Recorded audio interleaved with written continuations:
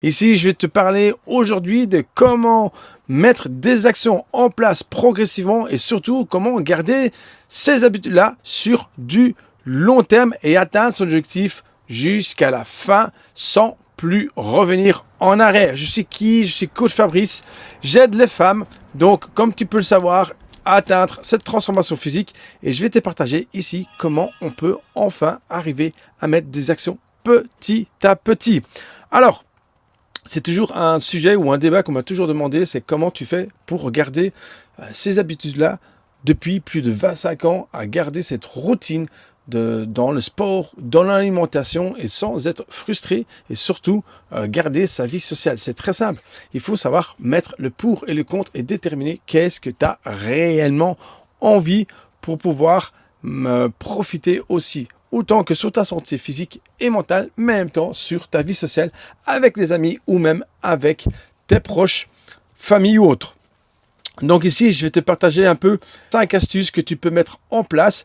Et si tu mets ces 5 astuces en place du début jusqu'à la fin, tu verras que le processus va se faire progressivement et surtout que tu vas tenir sans difficulté. Reste bien connecté parce que la dernière, c'est celle qui a vraiment changé ma vie et c'est ça qui a fait que j'ai pu tenir jusqu'à l'aujourd'hui et en même temps toutes les femmes que j'accompagne depuis plus de 2 ans où j'ai aidé plus de 120 femmes à atteindre cette routine, ces habitudes sans aucun problème du départ jusqu'à la fin.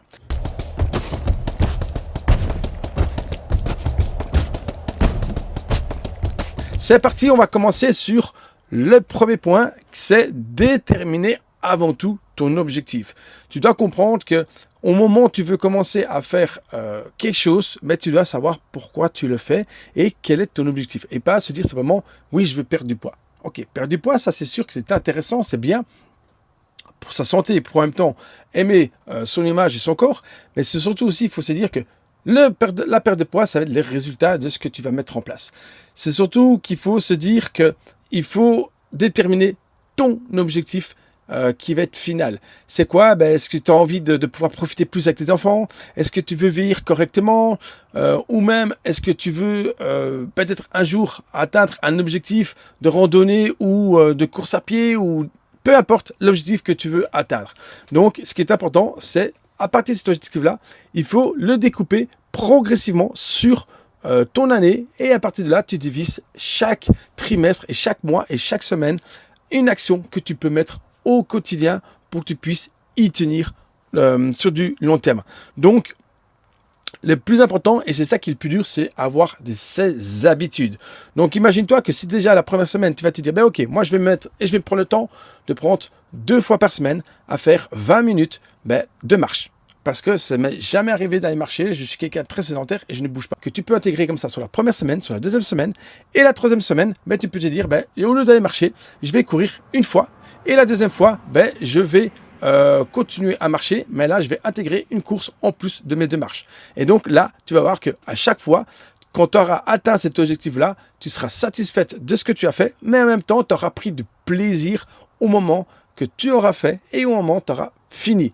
Et grâce à cela, tu vas voir que tu vas pouvoir tenir sur du long terme. Et quand tu auras fait ce processus-là et que ça devient facile, tu peux réintégrer une activité en plus. Donc, à la fin du mois, au lieu de te dire que tu marches 2 fois ou 3 fois par semaine, tu vas marcher 4 à 5 fois par semaine et tu fais une course à pied chaque semaine. Et à partir du premier mois, tu peux commencer à intégrer une deuxième séance de course à pied. Et comme ça, tu vas progressivement et tu vas voir que tu vas profiter beaucoup plus. Et ce qui est aussi intéressant à faire, c'est trouver un compagnon, une personne qui fait déjà du sport, qui peut te booster, qui peut te motiver à aller chercher toujours plus loin. Comme tu as pu comprendre, c'est de mettre des petites habitudes dès le départ, correctement et progressif, sans aller trop vite. Le deuxième point, c'est de trouver quelqu'un qui va t'accompagner, qui fait déjà du sport, et donc l'encadrement, l'entourage, d'être des personnes qui ont la même optique, la même vision que toi, ou même encore plus loin que toi, va te donner cette énergie, cette envie de pouvoir le faire.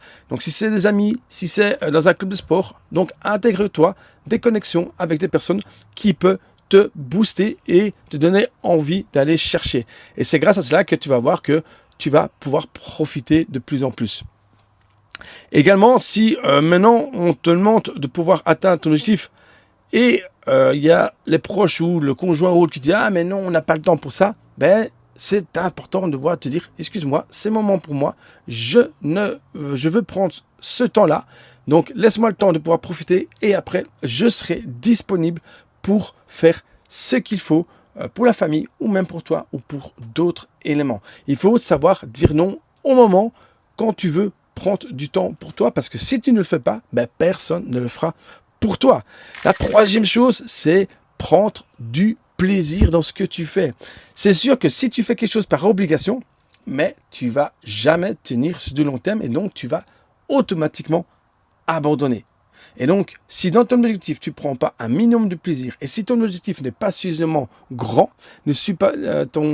ta détermination n'est pas suffisamment importante, ben automatiquement, tu vas vite abandonner et tu vas plus avoir ce plaisir. C'est pour ça qu'être accompagné avec un coach, avec des personnes autour de toi qui sont dans cette optique-là, dans cette envie de pouvoir te faire avancer facilement, et que ce soit productif pour toi et tu avances surtout avec une bonne structure pour que tu puisses aller de plus en plus vite. Donc, prends du plaisir au moment où tu le fais et à la fin de ta séance ou à la fin de ton activité parce qu'on ne prend pas tout le temps plaisir à 100% dans l'activité sportive ou dans les nouvelles habitudes parce que moi, ça m'arrive que j'ai pas envie d'aller faire du sport, j'ai pas envie de faire quelque chose, ben je me dis, il faut que ça se fasse quand même un minimum parce que je connais l'importance de ce que ça va me donner après la séance, l'énergie. Je sais que je vais bien dormir, je vais avoir envie de manger correctement. Donc, ça va m'apporter que du bienfait. Donc, focalise-toi à prendre un minimum de plaisir à chaque fois et trouve-toi le sport, la chose qui va te motiver. Et ça, c'est ça qui est le plus important. Et grâce à cela, si tu fais à chaque fois de ton mieux dans chaque processus que tu vas mettre en place, mais tu vas voir que tu vas prendre à 100% de plaisir parce que tu vas être satisfaite de ce que tu as mis en place. Donc, tu vas être heureuse dans ce moment où tu auras mis les choses. OK? Donc, également, le quatrième point, c'est mettre son envie de procrastiner sous le côté. Comme je t'ai dit, ça arrive que normalement, tu n'as pas envie, mais si tu dois le faire, ton sport, si tu dois cuisiner pour préparer tes repas, fais-le sous le moment même parce que tu vas gagner du temps, tu vas avoir plus de temps pour profiter sur d'autres choses, donc ça va être un game changer pour toi et tu auras beaucoup moins de stress. Et quand tu vas faire ton sport et tu n'as pas envie, c'est sûr que quand tu es fatigué, tu n'as pas envie de faire ton sport, mais dis-toi que c'est une obligation. Est-ce que avant d'aller dormir, tu ne vas pas te laver les dents? Est-ce que avant d'aller dormir, tu ne vas pas prendre ta douche? Non, tu sais que tu dois prendre ta douche parce que c'est pour l'hygiène, c'est pour ta santé et c'est aussi pour la personne qui est autour de toi. C'est beaucoup plus agréable. Là, c'est la même chose. C'est désagréable pour ton corps. C'est aussi pour la santé. C'est aussi pour une hygiène de vie. Donc, tout ça est un processus de bonne santé et de bien-être. Donc, mets ta procrastination de côté, fais ton action et crois-moi qu'après, tu vas être encore beaucoup plus satisfaite et ton envie de procrastination sera de moins en moins importante et ton plaisir et ton envie de le faire sera toujours bien au-dessus de ta procrastination. C'est sûr qu'il y a un moment, tu n'auras pas envie, mais il faut accepter. Il y a un moment, on n'a pas envie de le faire. Et si vraiment il y a trop de contraintes qui fait que ce n'est pas le moment de le faire et c'est en dehors de l'élément des excuses pour procrastiner, dans ce cas-là, si tu ne le fais pas le jour même, tu sais que tu vas faire demain ou dans la semaine parce que c'était établi comme ça. Et si tu ne repousses pas à plus tard, c'est sûr que tu vas avoir une habitude que tu vas tenir et donc c'est là que tu vas garder ces habitudes, ces routines, que tu vas profiter et que tu vas surtout kiffer à ce moment-là. Mais si tu procrastines une fois, deux fois, trois fois, tu vas rentrer dans le cercle vicieux à toujours mettre à plus tard et malheureusement, tu vas abandonner rapidement après une semaine, 2 semaines, 3 semaines et tu vas dire, voilà, je suis pas capable de le faire. Non, tu es capable de le faire, mais mets des choses en place, structurées pour que tu puisses y arriver.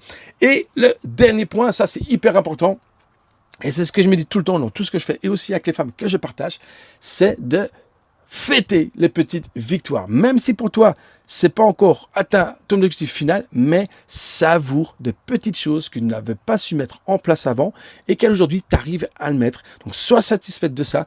Partage avec les gens autour de toi. Montre que ça te fait plaisir. Et les gens qui sont dans le même optique que toi, qui sont bienveillants et qui se disent elle fait bien parce qu'elle prend soin d'elle, tu verras que ces gens-là, quand tu vas profiter de pouvoir partager cette petite victoire, ils vont juste te pousser et te féliciter encore plus pour continuer à toujours plus loin. Pense toujours que les petites actions que tu fais doivent être vraiment déterminées par les petites victoires. Et ça va être ta satisfaction, ça va être ton booster pour tenir sur du long terme. Donc, alors, pense bien à mettre en place Je vais faire un petit récap du premier point sur les objectifs qui sont bien déterminés et mets-les progressivement sur chaque trimestre, chaque mois et chaque semaine pour déterminer comment tu peux avancer progressivement. Deuxièmement, c'est d'être entouré avec des bonnes personnes qui sont dans la même optique que toi, qui sont dans les mêmes vibes et qui font que te pousser et non malheureusement qui te bloquent. Et ceux qui te bloquent, tu le mets à l'extérieur, on s'en fout d'eux. Pense à toi, c'est ça qui est le plus important parce que personne ne fera à ta place. En même temps, c'est prendre du plaisir qui est le troisième point. Prendre des plaisirs, même si le plaisir au départ n'est que de 5%, on s'en fout, mais au moins tu as 5% au lieu de 0%, c'est ça qui fera toujours que tu vas profiter sur du long terme. Et donc aussi, c'est le quatrième point, c'est la procrastination. Mets-le sur le côté, fais ton devoir, fais les choses que tu dois mettre en place. C'est une obligation avec toi, comme si tu allais chez le médecin. Et le dernier point, c'est faites les petites victoires. Et grâce à cela, tu vas voir que tu vas savourer beaucoup plus et ta procrastination va commencer à partir progressivement. Ton plaisir va augmenter et donc tu auras envie de faire toujours plus. Donc voilà, j'espère que ça a pu t'intéresser, que tu pourras mettre ça en place. Pense à partager ou même à enregistrer cette vidéo avec quelqu'un qui serait intéressé de connaître ces informations-là, même si ça a déjà été entendu, tu l'as déjà expliqué plusieurs fois, mais peut-être quelqu'un d'extérieur pourra vraiment permettre aussi d'avancer correctement.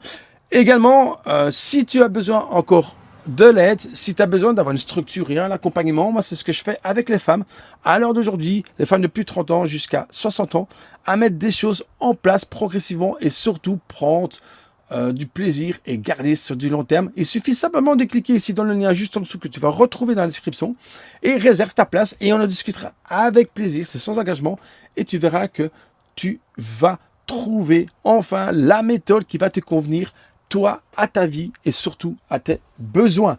Et si aussi besoin, viens me voir sur Instagram. Je te laisse aussi en description mon Instagram et tu vas retrouver toutes les techniques, tous les tips, autant que l'alimentation, le sport, mindset, tout, pour vraiment que tu sois une warrior, une gladiatrice, comme je viens de dire, et tu verras que tu vas être fier de toi et tu auras enfin le physique, la santé et la détermination pour bouffer la vie.